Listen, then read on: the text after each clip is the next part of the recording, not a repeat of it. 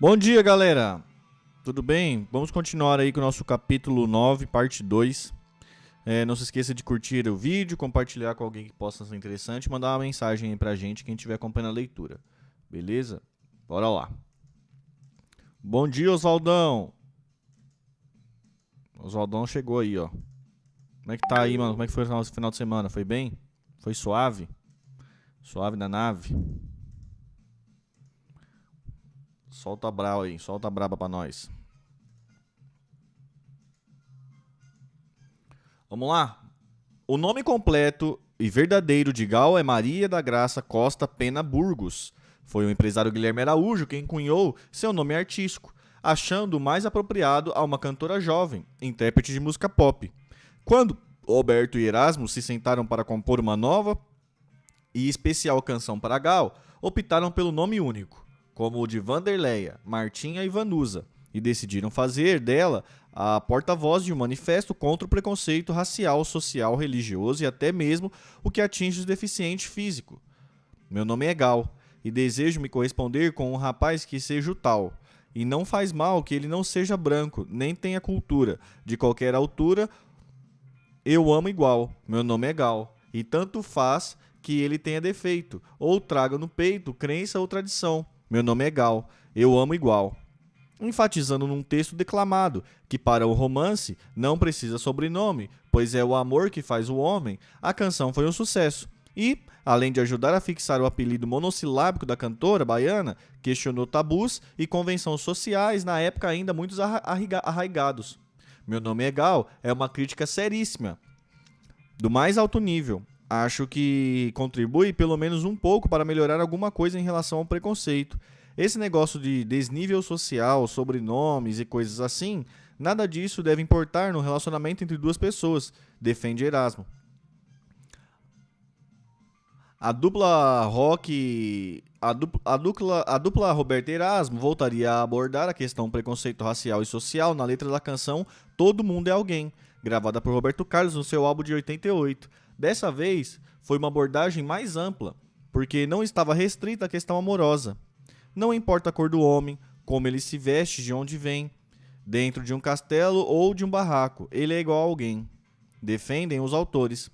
Assim como naquele clássico texto de Bertold Brecht,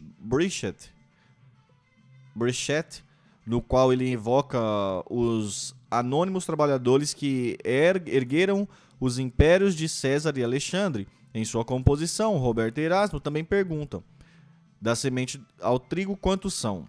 Para fazer chegar à mesa o pão, do barro até o topo de um arranha-céu. Quantos estão nessa missão? Na época do lançamento, Roberto Carlos explicou a mensagem de todo mundo é alguém. Nessa música, eu e Erasmo pensamos muito no trabalhador da construção civil, naquele cara que põe o tijolo, que põe a mesa até o edifício estar pronto. Aquelas coisas bonitas. Depois de pronto, o nome dele não está escrito ali. Mas nessa música, nós queremos falar exatamente da importância desse homem para que aquela obra se realize. A gente evocou mais o trabalhador de construção, mas logicamente só como uma referência, porque na verdade estamos falando de todos os trabalhadores, de todas as pessoas que ajudam a construir alguma coisa e que a gente não conhece pessoalmente, não sabe quem é se não sabe seu nome.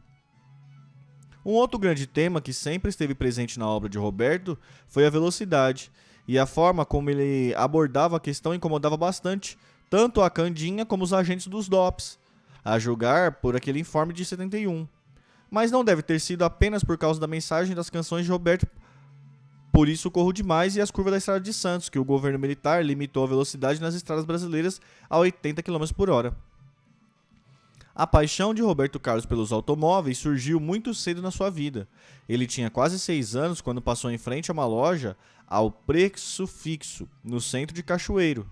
Aquele era o principal magazine da cidade, com suas vitrines sempre repletas de artigos para presentes, bijuterias, perfumarias, louças, vidros e brinquedos, muitos brinquedos. Pois naquele dia, Zunga viu um jipe de pedal, daqueles para criança, rodar pelo quintal da casa. Seus olhos infantis brilharam diante do carrinho na vitrine, e ele voltou para casa falando nisso. Naquela mesma noite, na hora do jantar, pediu para o seu pai lhe dar aquele carro de presente. Roberto Carlos insistiu tanto que no dia seguinte seu Robertinho foi à loja com ele ver o tal Jeep de pedal. Mas, ao saber o preço, muito além do que imaginava, explicou ao filho que não tinha dinheiro suficiente para comprar o carro naquele momento. Eu senti vergonha. De repente, descobri que não devia ter pedido tanto. Lamenta Roberto Carlos. Mas o pedido do filho ficou na cabeça do pai. Logo depois do Natal, ele lhe deu de presente o jipinho. Não de pedal, um jipinho de madeira, amarrado num barbante, para a criança puxar. Fiquei feliz e mostrei o presente para todos os meus colegas. Lembra?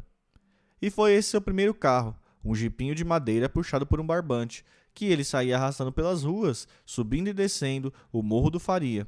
O problema é que esse carro durou pouco porque, num dia de chuva, Zungo o arrastou no meio da poça d'água e só quando entrou em casa deu conta do tamanho do estrago. O jipe estava todo bambo e logo desmontou. Acertamos com tarraxinhas, esparadrapos e barbantes, mas não ficou mais como antes, lamenta. O bom, já pensava Roberto Carlos, era ter um carro de verdade. E foi quase isso que o seu Robertinho chegou a anunciar certa vez. Ele estava em negociação para trocar o seu relógio Ômega por uma motocicleta Indian, um pouco enferrujada e barulhenta, mas ainda potente. Os olhos de Roberto Carlos brilharam novamente. Peraí, gente.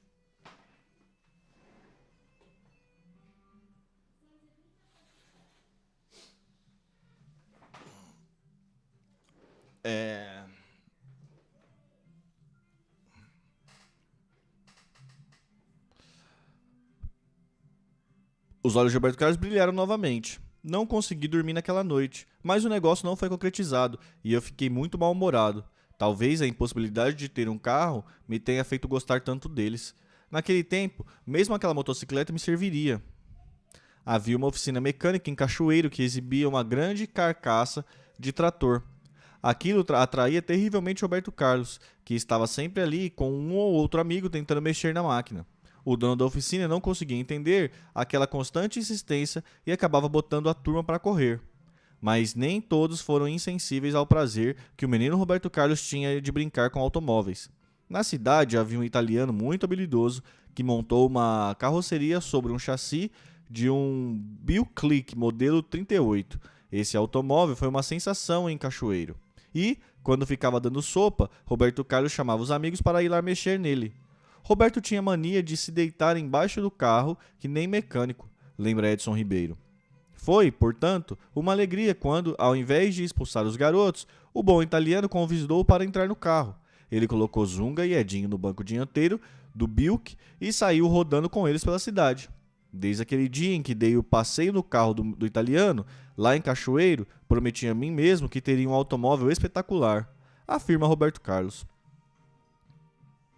Era o carteiro? Que carteiro?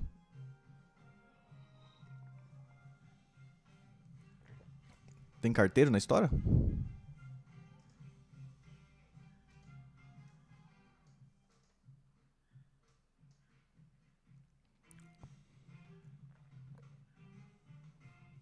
Com o sucesso de Splish Splash em 63, Roberto Carlos comprou finalmente o seu tão sonhado primeiro automóvel, um Volks modelo 60, cor bege e estofamento vermelho de chenille, equipado com calotas cromadas, antena estilo rádio patrulha, espelhinhos e outras bossas. Nele, o cantor viajava e se apresentava em circos e clubes do subúrbio.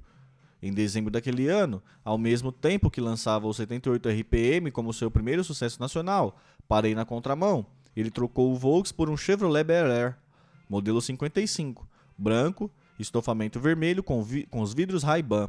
O negócio foi fechado numa agência de carros usados na Tijuca, próximo à casa do seu baterista Dedé, que fez a negociação.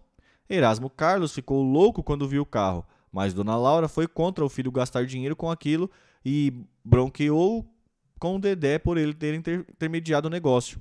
Poucos dias depois, Roberto Carlos sofreu um acidente com o Bel Air e, antes de tirá-lo da oficina, já tinha comprado outro Volks, também de segunda mão. Ah, o carteiro é não.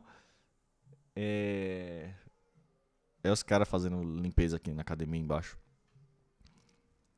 Na época, Nenê, baixista dos Cleavers, se encontrou com Roberto Carlos na saída da Rádio Nacional, no centro de São Paulo. Nenê estava indo para casa na Avenida Engenhanópolis e pegou carona no Volks do cantor. Durante o trajeto, o baixista comentou que seu pai, um bem-sucedido executivo paulista, tinha na garagem um Impala modelo 63.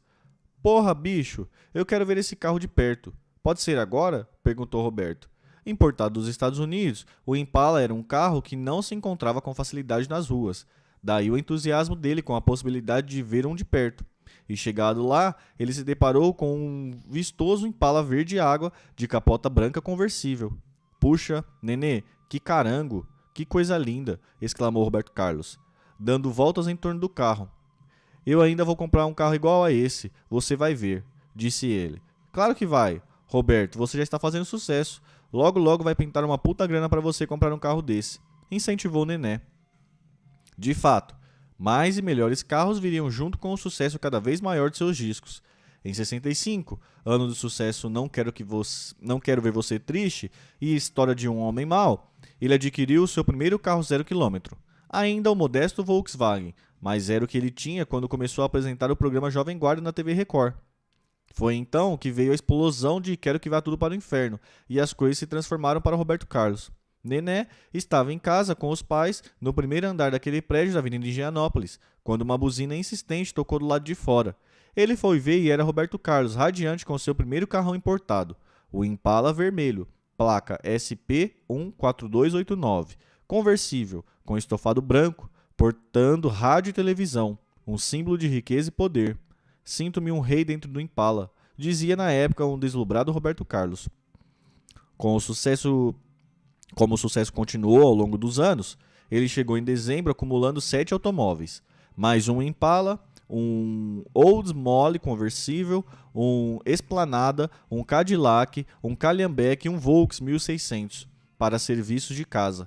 Nos anos seguintes, foi apenas mudando os modelos porque, com a carreira sempre no pico, ele teve o carro que quis e quando quis, e alguns até de presente, como o Jaguar, que ganhou da gravadora CBS em 68, e o Dodge Charger, presente da Chrysler em 71. Indagado por que colecionava uma série de automóveis que ele nem tinha tempo para usar, Roberto Carlos respondeu na época: eu apenas procuro recompensar as coisas que não tive durante a minha infância de menino pobre em Cachoeiro do Itapemirim.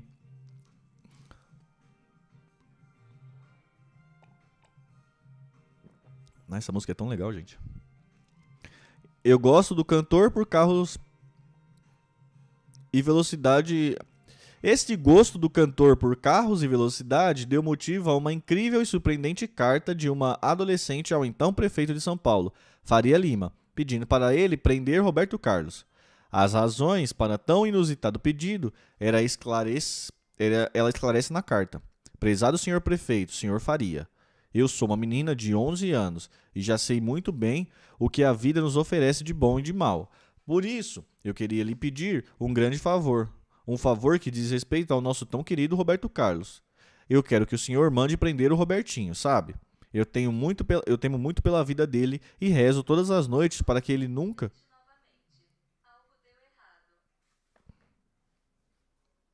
Vixe Maria... Eu temo muito pela vida dele e rezo todas as noites para que nunca lhe aconteça nada. Assim, ele estando preso, ele ficará tranquilo e nós recobraremos a paz que, há algum tempo, nos perdemos. Eu, por mim, preferiria que Roberto fosse se formar para padre. Mas como sei que isso é impossível, quero que o senhor mande prender ele. Papai diz que a vida de Roberto Carlos é muito parecida com a de um ator de cinema, um tal de James Dean, que era louco por corridas de carro, e em um dos desastres que teve, perdeu a vida. Papai disse que isso também pode acontecer com Robertinho, pois ele é louco por carros e quando está dirigindo não vê nada na frente. Isso pode um dia lhe custar a vida, e só de pensar nisso eu fico toda arrepiada. Por isso é que eu quero que o senhor prenda Roberto. Assim, ele não viajará mais de avião nem de carro, e nós o teremos vivo e feliz. O inusitado pedido dessa menina de 11 anos revela uma preocupação que devia ser de várias outras fãs do cantor pelo Brasil afora, e era uma preocupação pertinente. Em julho de 64, Roberto Carlos estava a bordo de seu Bel Air conversível, indo fazer uma apresentação na cidade de São Lourenço, Minas Gerais, acompanhado acompanhado do secretário José Marinho e do baterista Dedé, com quem se revezava ao volante. Lá, eles se encontraram, por acaso, com Roberto de Oliveira, secretário de Nelson Gonçalves, e quem já tinha trabalhado com Calbi Peixoto, que reforçava seu orçamento cavando shows para outros cantores. Oliveira conhecia toda aquela rota de circos do interior, e propôs a Roberto Carlos cantar num circo de propriedade de palhaço, do Palhaço Chupeta, localizado em Paraíba do Sul, estado do Rio. Roberto Carlos topou e todos partiram imediatamente para lá. Naquela fase, pré-Quero que vá tudo para o inferno, o cantor ainda não se dava ao luxo de dispensar um picadeiro. Mesmo cansado da viagem, Roberto Carlos chegou sorrindo, brincando com o pessoal do circo de Chupeta.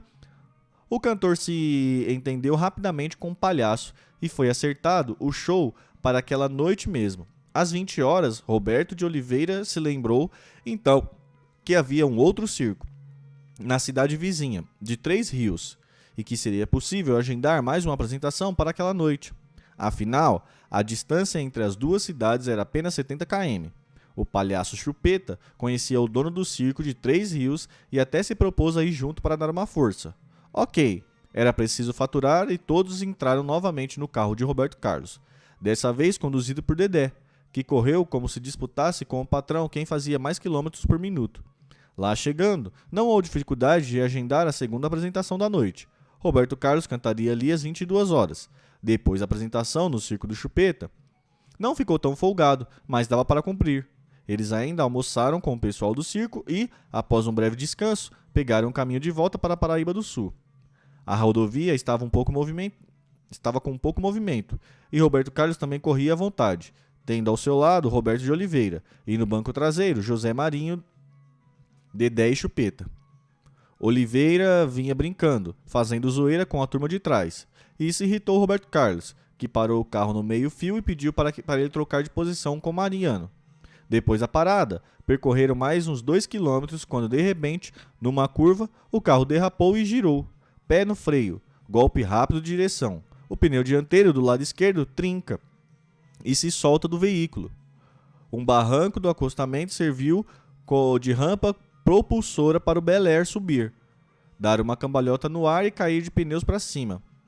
Na fulminante capotagem, quase todos os passageiros foram cuspidos para fora. Ouviu-se um barulho de ferros retorcidos e depois o silêncio. O motorista de um Renault Dauphine, que vinha em sentido contrário, viu o acidente e parou para prestar os primeiros socorros. Por sorte, era um médico que voltava de visita a um paciente e trazia no carro a maleta de primeiros socorros e vários medicamentos. Roberto Carlos estava caído à beira da estrada, sangrando com um profundo corte no lado direito do pescoço. Muito mais crítico era a situação de Roberto de Oliveira, que batera com a cabeça numa rocha pontiaguda, fraturando o crânio. Dedé e o palhaço Chupeta tiveram apenas escoriações nos braços e nas pernas. Mas precisei andar com uma bengalinha uns 15 dias, afirma Dedé. O único que não se machucou foi José Marinho, que ficara preso embaixo do painel do carro. Eu tive apenas um surto de tontura quando saí de dentro do Bel Air, lembra. Logo chegou ao local uma viatura da patrulha rodoviária que pediu uma ambulância pelo rádio. Era preciso transportar Roberto de Oliveira com cuidado e uma máxima urgência para o Santa Casa dos Três Rios. Os outros feridos foram levados no carro da patrulha. No hospital, Roberto Carlos recebeu 16 pontos no pescoço, resultando em uma cicatriz que ele traz até hoje. Mas o quadro mais grave continuava sendo de Roberto de Oliveira, que, devido à falta de melhores recursos em Três Rios, foi imediatamente removido para o Hospital Souza Aguiar, no Rio de Janeiro. Naquela noite, mesmo preocupado com o estado do companheiro, Roberto Carlos deixou o hospital e seguiu com Chupeta de carona para fazer o show em Paraíba do Sul. Muitos ingressos já tinham sido vendidos antecipadamente, e Chupeta temia que ateassem fogo na lona do seu circo. Mesmo com hematomas nos braços e um lenço na mão para estancar o sangue do ferimento no pescoço, Roberto Carlos subiu a um picadeiro para cantar a primeira música da noite, Malena. Em seguida, cantou Splish Splash e Parei na contramão. Não deu mais para continuar. Os hematomas e escoriações no corpo lhe doíam. Ele explicou ao público o que acontecera e todos viram que ele estava mesmo abatido com o pescoço enfaixado. Roberto Carlos foi descansar em um hotel da cidade, mas antes do amanhecer recebeu a triste notícia de que Roberto de Oliveira tinha morrido no hospital. Para o cantor, foi um golpe duro. Voltou para casa angustiado, naquele misto de alívio por estar vivo e triste por saber que carregaria para sempre o peso de, mesmo que involuntariamente, ter tirado a vida de alguém. Roberto Carlos ficou vários dias recluso em casa, não saindo para shows ou visitas a emissoras de rádio, e ele explicava que o acidente aconteceu por pura fatalidade. Eu gosto de correr, mas dirijo bem. Perdemos a roda numa curva, não tive a menor culpa. Sofri muito com a morte daquele amigo. Para Roberto Carlos, mais do que nunca era preciso sacudir a poeira e dar a volta por cima, porque, no final daquele mês, em julho de 64, a CBS colocou na praça o seu terceiro álbum, É Proibido Fumar, que, além da faixa título, renderia novos sucessos como Um Leão Está Solto nas Ruas, Minha História de Amor e, principalmente, o Calhambeque. Era um novo Roberto Carlos que surgia a partir dali, talvez mais místicos, talvez mais supersticioso e mais confiante para dar um novo salto na carreira. A fase das apresentações em circos, mambembes dos subúrbios e interior estava prestes a chegar ao fim. Outro acidente envolveu Roberto Carlos em junho de 66. No auge do sucesso da Jovem Guarda, aconteceu na Via Dutra, quando o cantor seguia num Gordini com sua equipe para o show em São Lourenço, interior de Minas Gerais. Mas, ao final, porque, àquela altura do campeonato, Roberto Carlos estaria viajando num carrinho como Gordini? Na verdade, o cantor saiu de sua casa em São Paulo a bordo de uma limusine presidencial dirigida por seu recém-contratado motorista Eurico, um homem simpático, parecido com Sidney Pottinger, e que trabalharia muitos anos com Roberto Carlos. Junto com ele seguiam o seu cunhado Sérgio Castilho, que Roberto Carlos empregava como secretário, e o baixista Bruno Pascoal, do então RC3. O outro integrante do trio, o baterista Dedé, tinha ficado para trás porque se atrasara demais e o chefe desistiu de esperá-lo. Vamos embora, Eurico. Dedé que se vire para chegar ao local do show, disse o cantor, autorizando o motorista a pegar a estrada. Roberto Carlos se instalou no espaçoso e confortável branco traseiro da sua limusine, equipado de violão e gravador. Ele aproveitava o tempo de viagem para registrar algumas novas canções que pretendia enviar para a avaliação do produtor Evandro Ribeiro. Quando passaram próximo às umas barracas de fruta, o cantor pediu para Eurico descer e comprar uma caixa de mexericas. Aquela era para ter sido a última parada antes do local do espetáculo. Entretanto, depois de rodar mais uns 20 quilômetros, o motorista percebeu algum problema na limusine e parou no acostamento da Via Dutra. Uma das correias do motor tinha se quebrado e a ventilação ficaria comprometida, provocando um superaquecimento no carro. E não seria fácil encontrar ali uma correia para um carro importado com 12 cilindros. Enfim, não dava mais para Roberto Carlos seguir aquela viagem de limusine. Mas como chegar a tempo para um show em São Lourenço? De repente, eis que um Gordini vem lentamente se aproximando deles. Era Dedé, acompanhado de Alfredo, outro integrante da equipe do cantor. Quiseram me cornear, né? Me largaram para trás e agora? Gozou Dedé ao descer do carro. A solução só podia ser mesmo aquela. Eurico ficaria na estrada à espera de um guincho para a limusine e os demais entrariam no Gordini. Na frente com Dedé, seguia um emburrado Roberto Carlos, muito bronqueado com o inesperado desfeito do seu carrão. No banco de trás, Sérgio Castilho, Bruno e Alfredo. Mais o violão e o gravador, e as malas e caixas de mexericas. Eu fiquei ali travado as pernas no pescoço. Não dava nem para respirar, lembra Bruno. O carrinho estava mesmo estufado e pesado, e, como sempre, Dedé baixou o pé. Foi assim até perto de São José dos Campos, quando, de repente, o Gordini levantou voo, atravessou a pista e capotou. Rolou por uma rampa de capim e parou lá embaixo, com os 4 pneus para cima. Foi tudo mesmo muito rápido.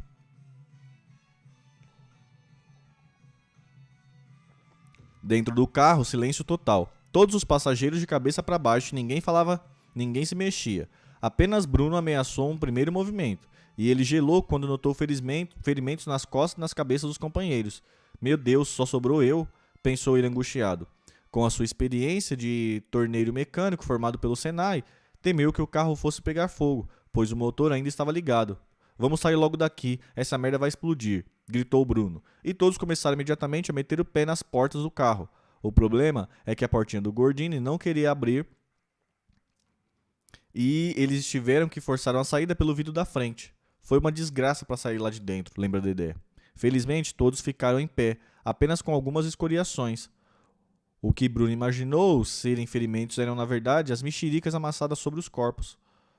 Eles subiram a rampa de capim e foram para a beira da estrada pegar carona. Um pouco antes, Bruno desligou o motor do carro para não entrar em curto, e de quebra ainda pegou o violão de Roberto Carlos. O resto ficou lá dentro do Gordini. Não demorou muito para um velho caminhão Chevrolet Freetland parar e o motorista dar carona à trupe. Sem saber, aquele caminhoneiro estava resgatando da estrada o autor e intérprete da música de maior sucesso naquele momento. Quero que vá tudo para o inferno. Mas naquela situação, de roupa rasgada, sujo de terra, de graxa de mexerica, Roberto Carlos não seria reconhecido nem pelo mais assíduo frequentador da Jovem Guarda. Ainda na estrada. Antes de chegar em São José dos Campos, de onde retornaria para casa, o cantor disse desolado: saí de São Paulo numa limusine e passei para um Gordini e agora estou num caminhão. O que mais me espera daqui para frente hoje? Um carro de boi? Mas talvez o cantor não lamentasse o desconforto se tivesse observado com mais atenção o local do acidente. O baixista Bruno Pascoal fez isso no dia seguinte, quando voltou com um guincho para resgatar o Gordini. Ele se assustou com o que viu, pois o carro estava destruído e parado numa pedra próxima a um rio. Naquele momento a ficha caiu, minhas pernas tremeram e meu corpo gelou. Meu Deus, se não fosse aquela pedra, o carro teria caído no rio. Com aquela porta travada do Gordini, nem eu, nem Roberto Carlos, nem ninguém teria conseguido sair vivo de lá. A pedra que matou Roberto de Oliveira no acidente de 64 salvou Roberto Carlos e sua equipe no acidente 2 anos depois, sem saber de nada disso. As rádios continuavam tocando normalmente Quero que Tudo Vá pro Inferno. E assim muitos outros sucessos de Roberto Carlos ainda viriam. Alguns, aliás, sobre o tema de velocidade, como a curva das estradas de Santos. Algo de mágico assolou a música popular naquele ano de 69. Foi quando George Harrison compôs e os Beatles gravaram Something, talvez a melhor canção daquela década. Foi também em 69 que Paul Simon compôs Breathe Over Troubled Water, talvez a melhor canção de todas as décadas. Foi também em 69 que Elvis Presley gravou e retomou as paradas com Suicidal Minas, talvez o melhor rock. Foi também em 69 que os Beatles gravaram Let It Be e The Long and Winding Road, talvez as duas melhores baladas. Foi também em 69 que Tom Jobim e Frank Sinatra entraram no estúdio para gravar Wave e que Five Dimension fez o magistral registro de Aquarius do musical Hair. Foi o ano em que Burt Bacharach compôs Raindrops Keep Falling on My Head e que Nilsson gravou Everybody's Talking, talvez as duas melhores folk songs da época. Como se não bastasse, foi também em 69 que Stevie Wonder gravou Yester Me, Yester You, Yesterday e os Rolling Stones You Can't Always Get What You Want. No Brasil, foi o ano da volta de Jorge Ben com País Tropical, da partida de Gilberto Gil com Aquele Abraço e do protesto de Paulinho da Viola com Sinal Fechado. Como se não bastasse, foi em 69 que Roberto e Erasmo compuseram e gravaram as duas de suas melhores canções, Sentado à Beira do Caminho e As Curvas da Estrada de Santos. Realmente, houve algo muito mágico naquele ano de 69.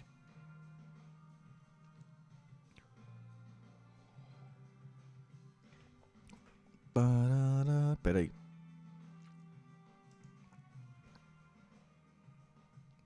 Frequentemente, a turma da Jovem Guarda esticava a noitada com a praia. Saíam da boate às 4 horas da manhã e iam para o Guarujá em 5, 6 carros, todo mundo acompanhando, ficando em algum hotel no litoral paulista.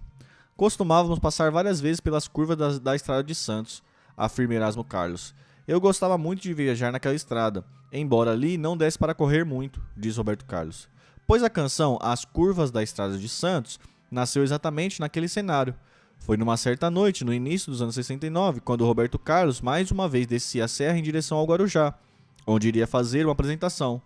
De repente, ele começou a imaginar a história de um cara sozinho, dentro de um carro naquela estrada, procurando desabafar toda a dor de um amor perdido. Quando voltei do show, não fui dormir antes de terminar a música. Lembra, enfatizando que as curvas da Estrada de Santos é uma espécie de grito, mas não apenas meu. Fala de uma fossa muito grande que, às vezes, muita gente sente. Daí, o cara procura a Estrada de Santos, que é perigosa, para afirmar seu poder. Aquilo é um desafio a que o cara se lança, correndo perigosamente pela Estrada de Santos, usando as curvas numa velocidade que deveria acontecer nas retas. Esta paixão de Roberto Carlos pelos automóveis, ele levou para o cinema, nos 3 filmes que atuou, sob a direção de Roberto Farias. Roberto Carlos em Ritmo de Aventura, de 67, Roberto Carlos em Diamante Cor-de-Rosa, em 69, e A 300 km por hora, de 71. Nos 2 primeiros filmes, o cantor interpreta ele mesmo, o ídolo da música jovem, cercado de fãs e de vilões querendo destruí-lo. Já no terceiro filme, ele resolveu interpretar um personagem, o mecânico Lalo, que sonha em ser um piloto de Fórmula 1. Foi uma experiência muito boa ter feito cinema. Embora eu nunca tenha me gostado muito como ator, sempre achei que, como ator, eu fiquei devendo um pouco ou poderia ter feito melhor, afirma Roberto Carlos. Eu fico feliz por ter feito esse filme porque é um documento muito nítido, muito vivo daquele momento de Roberto Carlos. A gente vê a carinha dele, menino ainda. É um prazer assistir a esses filmes de novo. De vez em quando eu coloco um para ver, diz o diretor Roberto Farias.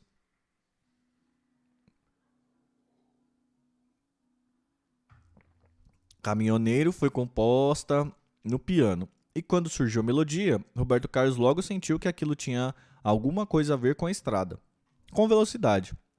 E imediatamente começou a cantarolar o início da letra. Todo dia, quando eu pego a estrada.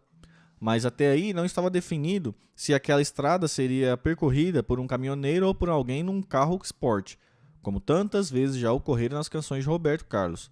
Foi então que o cantor se lembrou do seu tempo de menino do Cachoeiro de Itapemirim. A 15 metros da casa dele, do outro lado da rua, tinha um depósito da Coca-Cola, e frequentemente ele via os caminhões chegarem e saírem lotados de garrafas. Na época, a maioria das estradas ainda não era asfaltada, e nos dias de chuva os caminhões chegavam cheios de lama, subindo com dificuldade ruas que também ainda não eram calçadas. Roberto Carlos não tirava os olhos dos caminhões, que passavam lotados de madeira. Eu olhava aquilo com uma paixão terrível.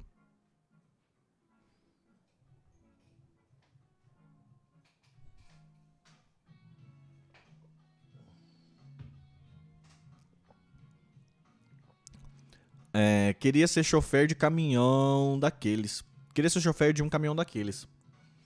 Mas, como não podia estar na boleia, às vezes ele chamava os amigos para uma perigosa aventura. Os meninos se aproximavam-se por trás do veículo e trepavam na carroceria. Quando o motorista percebia, parava o caminhão, descia e passava o maior sermão.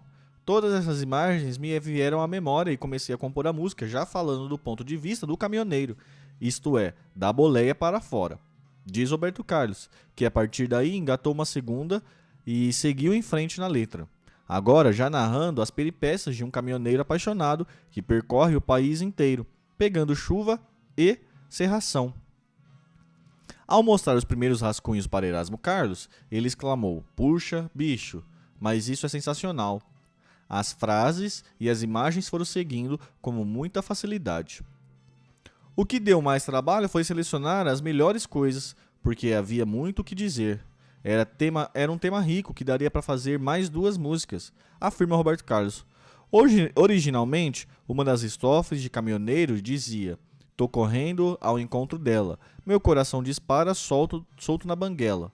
Mas então Roberto Carlos foi advertido por um amigo que banguela é um recurso perigosíssimo usado por alguns motoristas para economizar combustível. Numa longa descida, deixa-se o veículo em ponto morto, aproveitando o impulso do declive.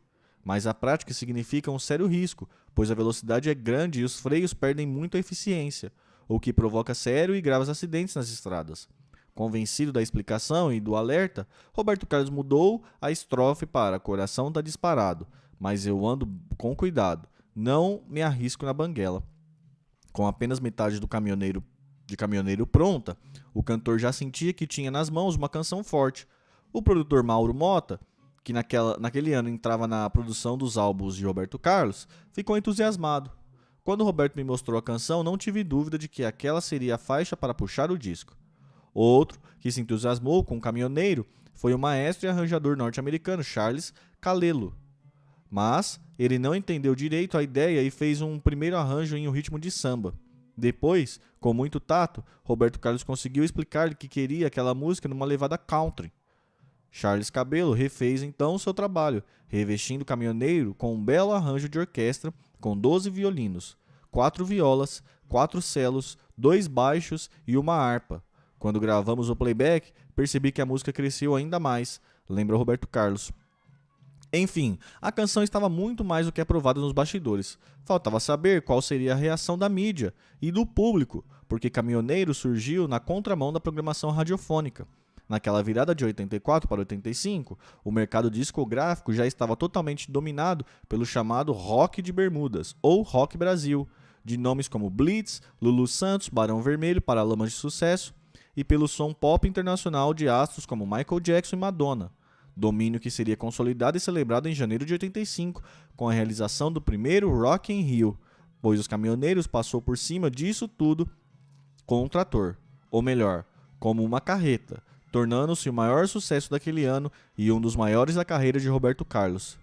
No dia de seu lançamento nacional, dia 19 de novembro de 84, no período das 7 às 19 horas, Caminhoneiro bateu um recorde. Foi executada 3.287 vezes em todo o Brasil.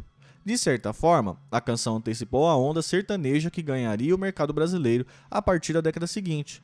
Na gravação da música, Roberto Carlos fez uma segunda voz que resultou num country próximo ao do sertanejo, o que leva muitos a considerar Caminhoneiro como uma canção brega. Se está com cheirinho de brega, foi de propósito. Pus a segunda voz mesmo para ficar com esse ar brejeiro, de música sertaneja, que juntar esse toque sertanejo com toque country, e acho que a mistura ficou com uma dosagem bem equilibrada. Defende Roberto Carlos. Com a grande repercussão da música, Roberto Carlos começou a receber muitas cartas de caminhoneiros dos mais diversos lugares do Brasil, e todos já o tratando como um colega de profissão. Meu amigo caminhoneiro Robertão, ou carreteiro Roberto Carlos.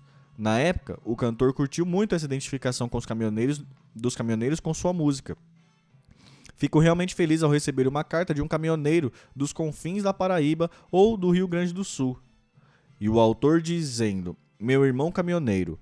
Roberto Carlos gravou um clipe de Caminhoneiro para o seu especial da TV Globo de 84. Nele, o cantor aparece a bordo de uma carreta Mercedes-Benz, que ele mesmo dirigiu em várias cenas. Nesse clipe, enquanto canta a música, vê-se no painel da cabine do caminhão a foto de sua então mulher, Miriam Rios. Em 2004, exato 20 anos depois, Roberto Carlos gravou um novo clipe dessa música para o seu especial da TV daquele ano. Mas, se o caminhoneiro ainda era o mesmo, a saudade e a solidão eram infinitamente maiores, porque a foto que se via no painel da cabine era agora de sua outra mulher, Maria Rita, falecida 5 anos antes. Como Roberto Carlos havia dito, no processo de composição de Caminhoneiro, ele e Erasmo reuniram frases e imagens que dariam para fazer pelo menos mais 2 músicas sobre o tema. Parte desse material ele usaria anos depois, quando voltou à estrada com a canção O Velho Caminhoneiro, faixa de abertura do seu álbum de 93. O enredo é praticamente o mesmo da canção anterior: a solidão na boleia, a chuva, o lamaceiro na estrada e o cuidado em reduzir a velocidade. A única diferença é que agora é revelada a idade do caminhoneiro, e este já não é tão apaixonado pela mulher que deixou em casa. Em vez do retrato dela no painel, ele traz as imagens de São Cristóvão e de Nossa Senhora. E a saudade que lhe aperta o peito é por uma antiga namorada, que ficou no seu passado, na poeira da estrada. Ou seja, dessa vez é um velho caminhoneiro cansado da labuta e da patroa. Às vezes, Roberto Carlos compõe uma canção a partir de um tema sugerido por um de seus fãs. Em 92, por exemplo, foi dar uma entrevista ao vivo na Rádio FM 105, do Grupo do Jornal do Brasil, no Rio. Ao chegar, o cantor se deparou com um grande número de fãs esperando por ele na porta do prédio. Na saída, havia um grupo ainda maior cercando o carro do artista. e uma das fãs se aproximou e, de passagem, lhe pediu: Meu rei, por que você não faz uma música especialmente para as mulheres com um pouquinho mais de idade, assim como eu, na casa dos 40? Demorou dois, três anos até que Roberto Carlos resolveu compor a tal música para as mulheres de 40. Aliás, em vários momentos ele questionou, com suas canções, convenções e tabus sociais, como a do romance entre um rapaz branco e uma mulher negra, tema de Negra, ou a do jovem com uma mulher mais velha, tema da Minha Senhora, ou o início do namoro entre idosos, tema de O Coração Não Tem Idade. Questionou também o padrão de beleza vigente, o da mulher alta e magra, vendido pela indústria da moda, tema que ele abordou em Mulher Pequena e Coisa Bonita, Gordinha. Essa imposição da mulher ter que ser magra sempre chamou minha atenção. Não tem nada a ver, cada mulher é bonita dentro de sua característica física, sem contar que a beleza em si é de um universo muito grande. Enfim, eu quis dar um toque, fazer um protesto contra isso, afirma Roberto Carlos. No item protesto, uma de suas composições mais contundentes é Ilegal, Imoral ou Engorda, faixa de abertura do álbum de 76. A ideia do tema surgiu quando Roberto Carlos foi participar de uma reunião de negócios no escritório em São Paulo e, ao entrar na sala de um executivo, viu sobre sua mesa um adesivo com a frase: Tudo o que eu gosto é ilegal, imoral ou engorda. Na época, esse adesivo estava começando a circular por muitos lugares. Era mais uma das formas sutis de protesto e denúncia contra a repressão imposta pelo regime militar e alimentar. O fato é que Roberto Carlos achou aquilo interessante, identificou-se com a mensagem e saiu da reunião com aquela frase na cabeça. Alguns dias depois, pegou o violão e começou a desenvolver um tema novo numa nova canção. Vivo condenado a fazer o que eu não quero. De tão bem comportado, às vezes até me desespero. Desabafa Roberto Carlos no início da música, na qual ele revela a angústia de viver numa espécie de camisa de força, que o impôs de fazer tudo o que realmente gosta. A canção foi composta exatos 10 anos depois de o cantor se tornar o maior fenômeno de popularidade da música brasileira. Eram 10 anos envolvido numa malha de compromissos que mantinham Roberto Carlos sob a estreita vigilância dos secretários, produtores e empresários, todos encarregados de impedir que ele desse sequer um passo em falso, e que tentaram até mesmo impedi-lo de se casar. Se faço alguma coisa, sempre alguém vem me dizer que isso ou aquilo não se deve fazer. Restam aos meus botões, já que não sei mais o que é certo, questionava o cantor. O duplo sentido da frase da última estrofe, se como alguma coisa que não devo comer, uma referência tanto ao alimento que engorda como ao sexo extraconjugal, revela um artista cansado de sustentar aquela imagem de rapaz de bem, bom amigo, bom filho, bom pai e bom marido. Procuro andar direito e ter os pés no chão, mas certas coisas sempre me chamam a atenção. Cá com os meus botões, bolas, eu não sou de ferro. Desabafa. A canção indica que, por trás de toda aquela sobriedade revelada nas entrevistas e especiais de televisão, havia alguém sufocado e com vontade de mandar tudo novamente para o inferno. Dominado pela autocensura, por vezes ainda mais impiedosa do que as dos órgãos oficiais, o cantor se revela um homem calado e desconfiado, temeroso de revelar suas opiniões publicamente, porque tudo o que ele gosta é ilegal, é imoral ou engorda.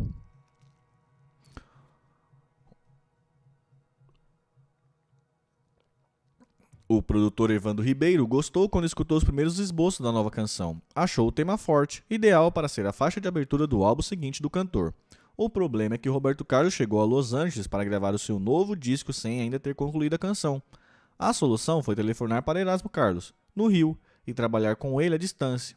Roberto estava com uma pressa para incluir a música no disco dele, então tivemos que concluir a composição pelo telefone, diz Erasmo. Na época, as ligações internacionais eram ainda muito deficientes e os dois mal conseguiam se ouvir. Roberto assoviava a melodia, Erasmo gravava, ouvia com mais calma, depois retornava a ligação. E assim eles trabalharam na canção até que ficou pronta a tempo de ser a faixa de abertura do novo álbum.